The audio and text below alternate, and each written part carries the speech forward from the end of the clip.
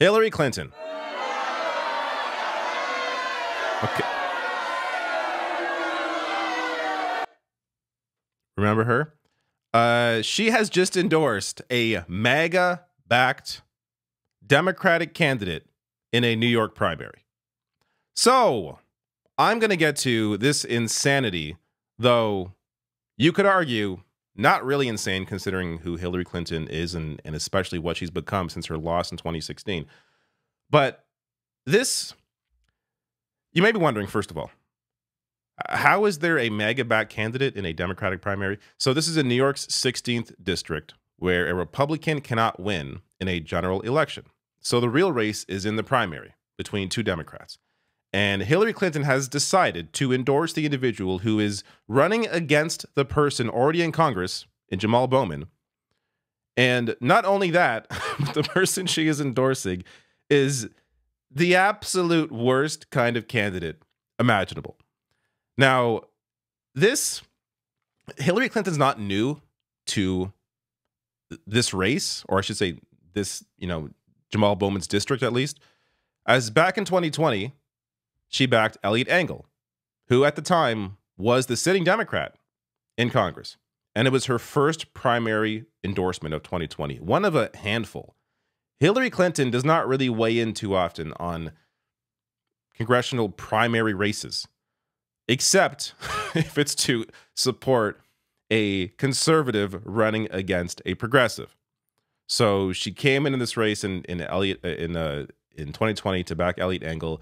Engel, of course, lost to Jamaal Bowman, who is now the sitting congressperson. And now she has come back with this endorsement. With Trump on the ballot, we need strong, principled Democrats in Congress, more than ever. In Congress, Latimer will protect abortion rights, stand up to the NRA, and fight for President Biden's agenda, just like he's always done.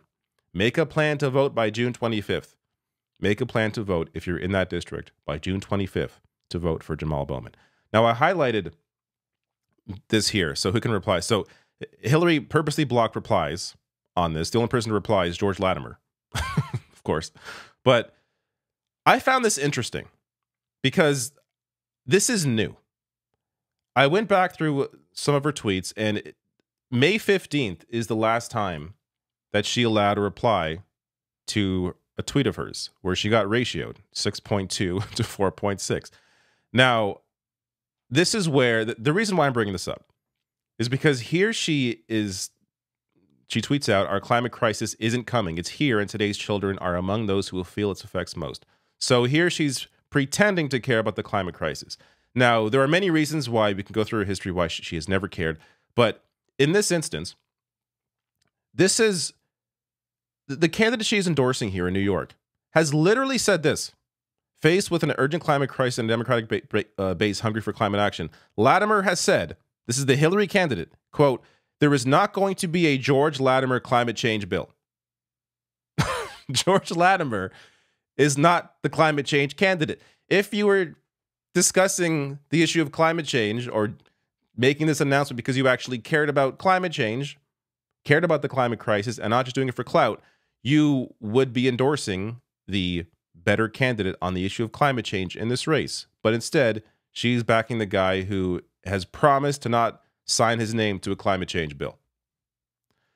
Now, before I get to more on this, I just want to show you Jamaal Bowman's reaction to the Hillary endorsement, where he put a statement out saying, I'm proud to be the only candidate in this race endorsed by Planned Parenthood. Pause there. Yes, Hillary Clinton has endorsed the candidate who is running against the Planned Parenthood candidate. So, by extension, Hillary Clinton appears to be anti-Planned Parenthood. Also endorsed by Democratic House Leader Hakeem Jeffries, Senator Bernie Sanders, Elizabeth Warren, and a healthcare union in his district, and the only candidate who rejects right-wing special interest groups like AIPAC. We will get to more on AIPAC, because as this has a lot to do with AIPAC. Now, this piece here from Jacobin, MAGA loves Jamaal Bowman's opponent. So deep-pocketed right-wing Trump backers eager to drive progressive from Congress are swelling the campaign coffers of George Latimer. They go on to say here, I'll discuss AIPAC more later, but part of what's animating both MAGA and AIPAC is Bowman's call for a ceasefire in Gaza, which is a very popular position. 69% of Democratic voters in his district support a ceasefire. Not to mention nationally, it's very popular as well. So this, of course, is more about the money from AIPAC, which is essentially an extension of the right-wing Israeli state. Lauro, who is Steve Lauro, is an insurance mogul who has already given $5,000 to Latimer, is a top Trump fundraiser. And he, in the last election, hosted a party for New York Governor Kathy Hochul's far-right opponent, Lee Zeldin, where Donald Trump Jr. was a featured speaker, that idiot, and has also served as a regional finance chairman for New York State Republican Party. So, the $5,000 is small in comparison to what these PACs put in, but he's hosting a fundraiser, or hosted a fundraiser, to defeat radical Jamaal Bowman, and hosted that fundraiser at the home of fellow Republican David Burkow. This is one of the backers, one of the MAGA backers for Latimer. Another one, pro-Trump GOP donor, hosts fundraiser for George Latimer in primary challenge to Jamaal Bowman. And this guy's insurance mogul, Alex Dubitsky, and his wife, inviting friends to pay up to $6,600 a person to have brunch with Latimer. Dubitsky himself gave $8,000 to Trump in 2020 and another $7,000 to his Make America Great Again PAC. He forked over nearly $20,000 to the Republican National Committee in recent years. Like, this is the company that Hillary Clinton keeps. Now, Clinton was never great, but she has clearly gotten more and more conservative over the years. Back in 2016, I think it's clear she was a better candidate over Trump. Not saying a whole lot, but she was a better candidate than Trump. And since 2016, she's only become more bitter, more conservative. The sorts of endorsements she has made, the sorts of things she has said, that the people she has backed, really, like that has, if it wasn't already clear back in 2016, it has shown people just how unwilling Hillary has been to acknowledge the mistakes that she made in 2016. And it appears like, this is my speculation, but it's almost like she has an agenda against progressives because of her loss in 2016. I don't think she was never really this anti-progressive the way she is now. I'm not saying she was progressive in any way, though you could argue she wasn't in some ways when it came to women's rights and some other issues. But it's like now her anger at what happened in 2016 and her feeling that it's the fault of Sanders voters, which I've done videos on this. I really don't want to rehash it. I didn't mean to bring this up, but it's so ridiculous to blame Sanders supporters in 2016 when more people back Sanders. I should clarify, when more Sanders primary voters backed Hillary Clinton in 2016 than Hillary Clinton voters in the primary against Barack Obama backed Obama in 2008. It is like there has been so much misinformation about that. Anyways, the real, anyone following this channel likely already knows all this, but the real issue with 2016 was the fact that Hillary Clinton did not speak to a base of voters that she needed to activate to come out to vote, be it in certain states where she lost in the Rust Belt, but also generally to younger voters, to Sanders voters who were a big chunk in 2016. Remember, he almost won that primary. So to then turn around, just do a single event with Bernie Sanders, and then just completely ignore his support base, for the next 6 months until she lost, was such a terrible strategy. So, but instead of recognizing all of those mistakes, since 2016, all she has done is put the blame on everybody else. And this is just, to me, this is showcasing how truly bitter Clinton has become. Now, as Justice Dems tweets out here, the biggest lie George Latimer tells is that his Republican donors don't affect his policies. But now at 3 different times, he has said he would not repeal Trump's tax cut for billionaires or raise taxes on the ultra-wealthy, a position President Biden even supports. So, earlier Clinton claimed that Latimer will fight for Biden's agenda. Except, is that really the case when he doesn't want to raise taxes on the wealthy as Mr. Biden wants? At least in this case, Latimer, like, just to see how conservative some of these Democratic candidates are openly like this, to the point where they are to the right of Biden, who is conservative on many issues. It's just I gotta admit, it's a bit surprising to me that this still works, that you can still win a race by being this conservative of a Democrat, especially in a district like New York 16. And I think part of that is simply because people don't look at the details. They don't know. That's why you have Latimer blanketing the airwaves with $2 million a week, which I'll get to in a bit here. $2 million a week with AIPAC money. AIPAC blanketing the airwaves with attack ads against Jamaal Bowman and support for Latimer. That is done to purposely put misinformation out there about Bowman and support Latimer, to get Latimer's name out there and ensure people vote for Latimer. The vast majority of voters are not going to know that Latimer said this, are not going to know how conservative Latimer is.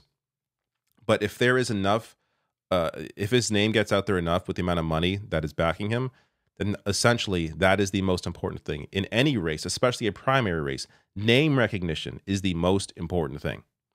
And Latimer has that with just the level of support he has from groups like AIPAC, which is his largest donor by far.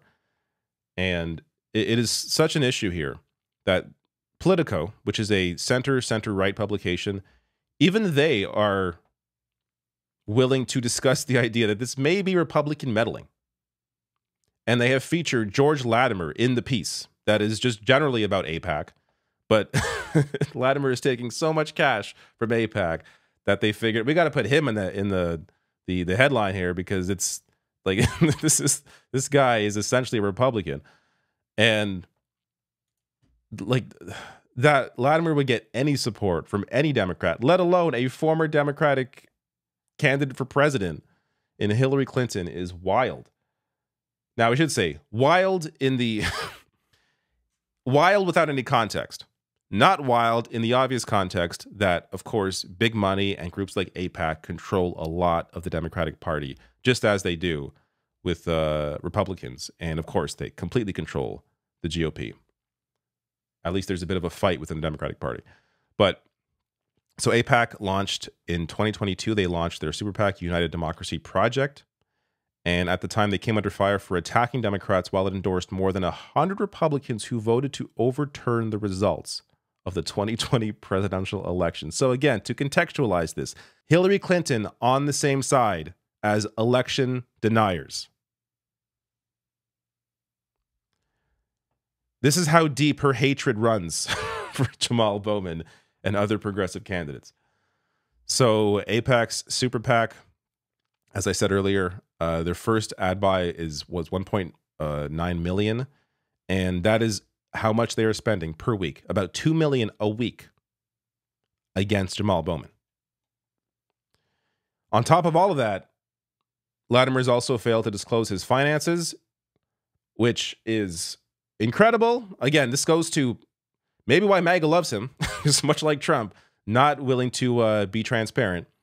So under the Ethics in Government Act of 1978, U.S. House candidates are required to file financial disclosures with the clerk of the House within 30 days of qualifying as a candidate.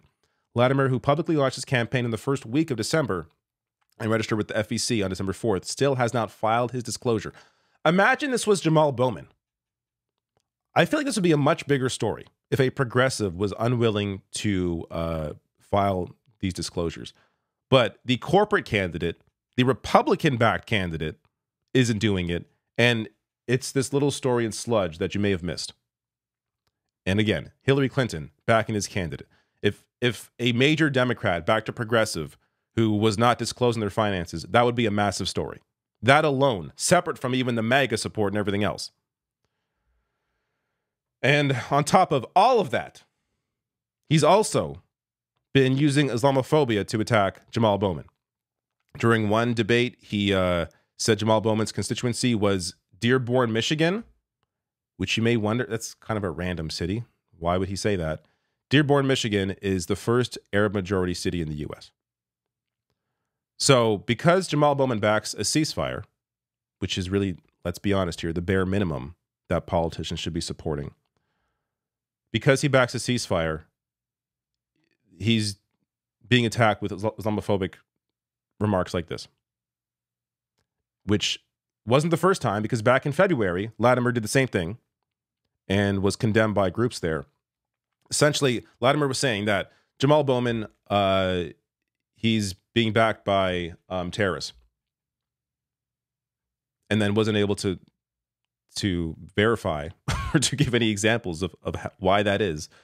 But essentially, you know, he's saying, oh, Jamaal Bowman, he supports a ceasefire. He supports peace in the Middle East. He supports the humanity of Palestinians, backed by terrorists. And that was widely condemned, of course, at least by people that care about human rights. This, look, again, I don't want to make it out like this endorsement is surprising or shocking in any way. It's because it's not, if you know enough about Hillary Clinton and especially what she's been doing since 2016. But it is remarkable. it is worth discussing, because it is important that people realize just how conservative Hillary Clinton is. She has given this image of being, you know, this, at times she's attempted to give this image of being this progressive and in support of human rights and women's rights. And there's so much of her history is a lie. But even apart from that, ever since her loss in 2016, it's really gotten a lot worse. And at this point, if you're still, for some reason, paying attention to Hillary Clinton, or I should say, giving any weight to, you know, endorsements that Hillary Clinton makes, it's time to stop.